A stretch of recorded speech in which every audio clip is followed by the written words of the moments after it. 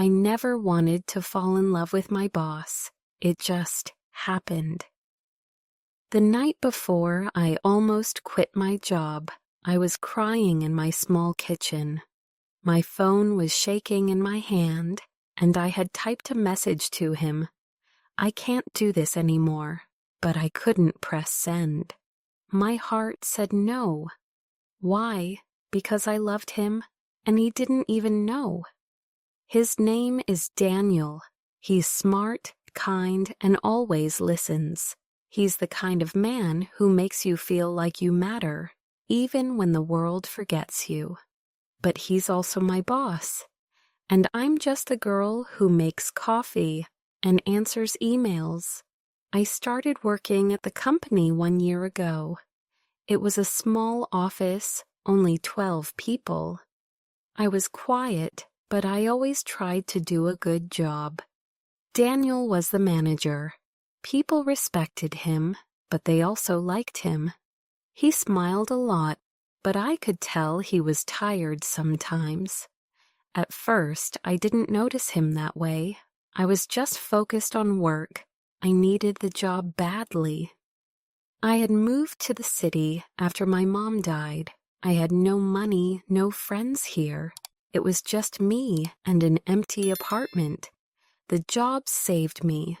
But then something changed. One night, I stayed late to finish a report. Everyone else had gone home. I was sitting at my desk, tired and hungry. Suddenly, Daniel walked in with 2 sandwiches. I thought you might be hungry, he said. That small act, it broke something inside me. No one had done something like that for me in a long time. We sat in silence, eating, the soft sound of the city outside the window. He didn't talk about work. He just asked me questions about my life, my hobbies, my dreams. That night, something opened in me, a door I couldn't close again. Weeks passed. We talked more. He always said hello, always noticed if I seemed sad. One time he gave me a book he liked. Another time he helped me carry a heavy box, even though he didn't have to. And then I realized I was falling for him. But I couldn't tell him. I was too afraid. What if he didn't feel the same? What if I lost my job? What if things got weird between us?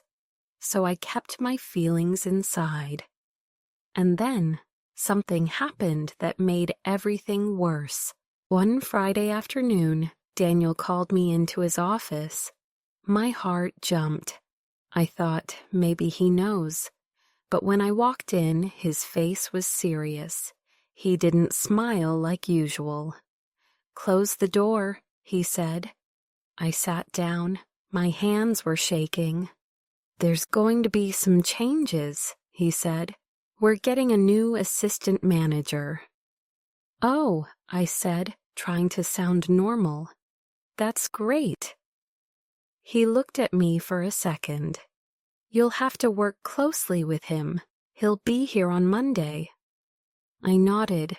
I wanted to ask more, but he seemed distant. Something felt different.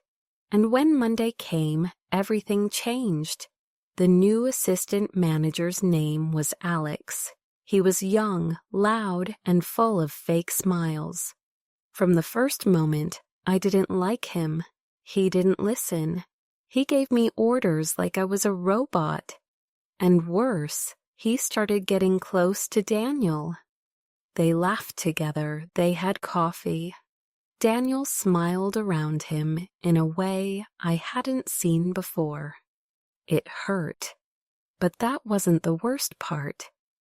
One afternoon, I walked into the break room and heard them talking. They didn't know I was there. Alex said, "That girl, the one at the front desk, she has a crush on you." Daniel laughed a little. "Come on." "I'm serious," Alex said. "She looks at you like you're a movie star." I froze. My heart stopped. Then Daniel said something that hit me like a brick. "She's sweet," he said, "but I don't think she's ready for anything serious. She seems fragile." Fragile? Like a broken thing. I ran out before they saw me.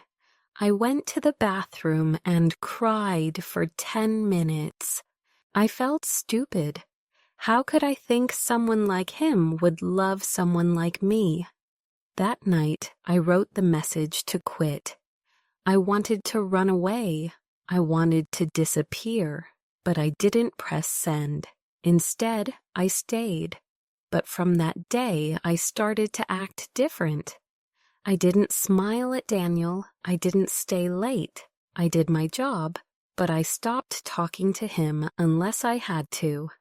And I think he noticed. One morning, he came to my desk. "Is everything okay?" he asked. I nodded. "I'm fine." He looked at me for a long time.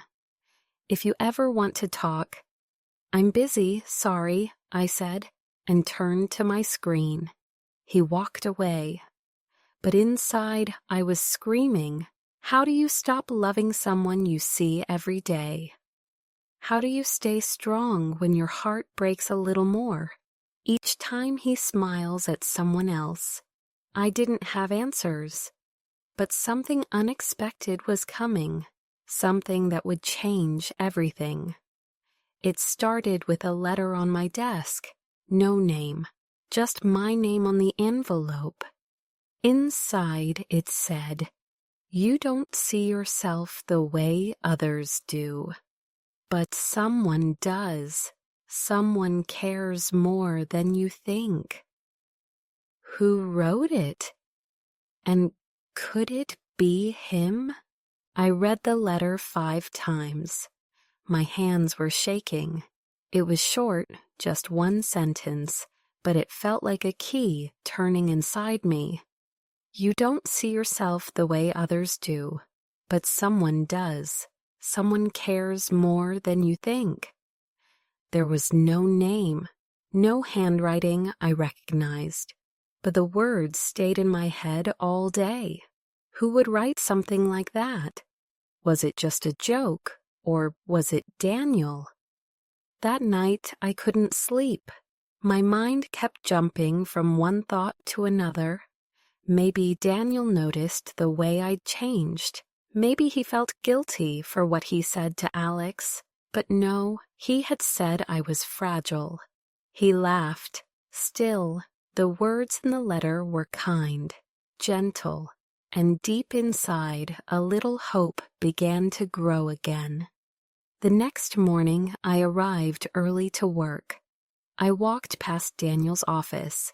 He wasn't there yet, but something strange happened. On my desk there was another letter, same handwriting, same envelope. I opened it fast, my heart beating in my throat. "You're stronger than you think, and braver than you know. Don't let your pain hide your light." I looked around the office. No one was watching me. No one seemed to care. But someone was doing this, and they were close. Was it Daniel? Was he trying to say sorry in a quiet way? Or was it someone else? At lunch, I went outside to think. I sat on a bench near the small coffee shop around the corner. The sky was gray. My sandwich tasted like paper. Then I saw him, Daniel. He walked out of the shop holding 2 coffees. He stopped when he saw me. "I didn't know you came here," he said, walking over. I tried to smile. "Just needed air." He looked at me, really looked. "You've been quiet lately." I nodded. "Maybe I'm just tired." He sat beside me. "Is it because of Alex?" I looked at him. No, not just that. He handed me one of the coffees. "Then what is it?" I wanted to scream. "It's you, it's everything. It's the way you look at me and don't see me." But I stayed quiet. He sighed. I miss talking to you. Those words hit me hard. You do? He nodded. You were always honest, real. It's rare. Something warm filled my chest, but I didn't want to believe too fast. My heart was still healing. Later that day, another letter came. If you're afraid, that's okay, but please don't close your heart forever. Someone is waiting. That night, I wrote back. I put my own note inside an envelope and left it on my desk before leaving. I wrote, I don't know who you are, but thank you. Your words are helping me more than you know. The next day, no letter, nothing. Maybe I scared them away. I told myself it didn't matter, but it did. Then Friday came. Something happened that I didn't expect. Alex called me into the copy room. His face was serious. Hey, he said, closing the door. So, I saw the letters. I froze. What? He laughed a little. Relax, I'm not mad. I want to say sorry. Sorry for what? For being a jerk. I saw the way you looked at Daniel and I made jokes. That wasn't cool. I didn't know what to say. He continued. I didn't write the letters, but I know who did. My heart stopped. Who? He smiled. Ask Daniel. I ran out of the room. My hands were cold, my knees weak. Daniel was in his office. He looked up as I opened the door. Can we talk? I asked. Of course, he said. I closed the door behind me. Was it you, the letters? He was silent for a moment.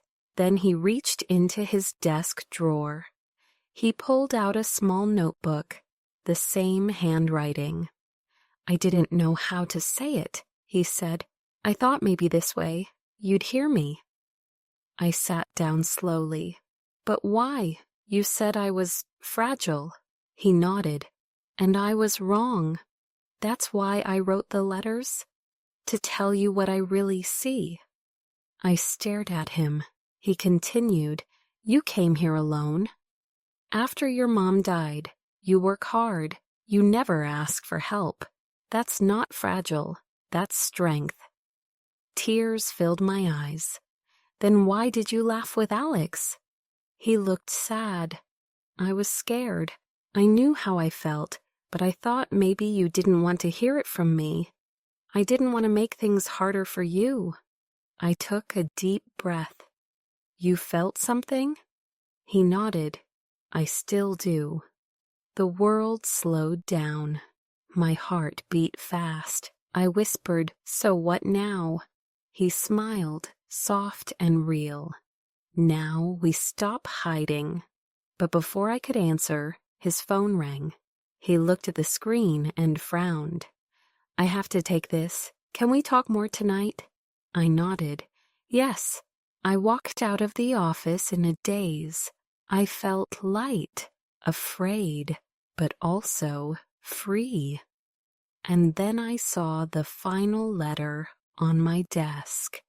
It wasn't from Daniel. It said, Be careful who you trust. Not all smiles are true. I stood there staring at the letter. Be careful who you trust. Not all smiles are true. It wasn't Daniel's handwriting. It wasn't kind like the others. This one felt cold, like a warning. For a few seconds, I didn't move. I looked around the office, but no one was near my desk. The lights above flickered a little. My heart began to race. Who wrote this? And why now? I tried to push the fear away. I told myself maybe it was nothing, just someone playing a joke. Maybe Alex again? But he had already admitted he knew about the letters, and he seemed honest when he said he didn't write them. Still, something didn't feel right. That night, I stayed late. I wanted to speak with Daniel, like he said, but he had a meeting, so I waited. The office got quiet. One by one, people left. Around 7 p.m., I walked past the copy room. The light was on. I peeked inside. No one. But there was something strange. A folder sitting open on the table. It had my name on it. I stepped closer. My stomach turned. Inside the folder were emails, printed ones, messages I had sent to clients, notes I had sent to Daniel, even a screenshot of me laughing in a break room. It was like someone was collecting things about me, watching me. Then I saw a note paper clipped to the front. It read, "She's a problem. Too emotional, unprofessional, needs to go." My hands started to shake. Who wrote this? Why were they trying to get rid of me? Suddenly I heard footsteps. I quickly closed the folder and stepped back. The door opened and Alex walked in. We both froze. He looked at the folder, then at me. "What are you doing here?" I tried to stay calm. "I could ask you the same thing." He walked over and picked up the folder. "That's private." I raised my voice. "Private? It's about me." He smiled, but his eyes were cold. "You shouldn't read everything you find lying around." I stepped back. "Did you write those letters? The nice ones?" "No," he said. "But the last one, maybe." "Why?" I asked. My voice was breaking. "Because you're in a way," he said simply. "Daniel trusts you, listens to you, and that makes you dangerous." I stared at him, not believing what I was hearing. He continued. "I was supposed to be the one by his side, running this company with him. But then you came in with your sad little face, and suddenly he started changing." I was speechless. Alex leaned in closer. "He won't believe you. If you tell him, he'll think you're just upset, emotional, like always." I turned and walked out of the room. My legs were weak, but I didn't stop. Daniel was in his office.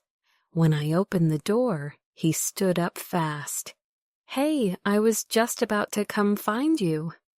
"I need to tell you something," I said. My voice was shaking. He looked worried. "What is it?" I told him everything.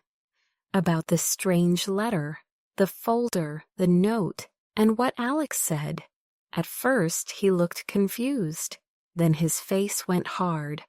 "Where is the folder now?" "In the copy room," I said. He walked out fast, and I followed. But when we got there, the folder was gone. Daniel didn't say anything for a long moment. Then he turned to me. "I believe you." Those words meant everything. He called Alex into his office. I wasn't there for that talk, but I heard voices, low, serious, angry. Later, Daniel came out and said quietly, "He won't be working here anymore." The next few days were strange, quiet. People noticed Alex was gone, but no one asked questions. I didn't say anything either. I just focused on work and tried to breathe again. Then one morning, Daniel brought 2 cups of coffee to my desk. "Walk with me?" he asked. We went outside. The sun was warm for the first time in weeks. He stopped near a tree and looked at me. "There's something I need to ask." I nodded. "Do you still want to work here?" That question hit me in the heart. For a second, I didn't know what to say. Then I answered, "I want to be somewhere I'm seen." where I can grow, and where I'm safe." He smiled. "Then I hope that place is here." I smiled back. "Me too." He paused, then said softly, "I wasn't lying in the letters. I meant every word." I looked up at him. "So did I, in the one I left for you." He took a small step closer. "Then maybe we stop hiding?" I nodded. "Yes, no more hiding." That was the beginning of something new, something real. We didn't rush things. We talked, we laughed, we respected the work. But outside the office, we got to know each other in a different way. Not as boss and assistant, but as two people who had both been lost for a while and found something true. Sometimes love finds you where you least expect. Sometimes it hides in letters. Sometimes it waits until you're strong enough to open the door. And now, every time I see him smile, I remember the girl I used to be. Scared, small, unsure. And I smile too. Because she didn't give up. Because she opened her heart even when it hurt. And because sometimes, even when the world feels dark, love writes its way in. How about you? Have you ever loved someone in secret? Let me know in the comments. I'd really love to hear your thoughts. And don't forget to like the video and subscribe for more.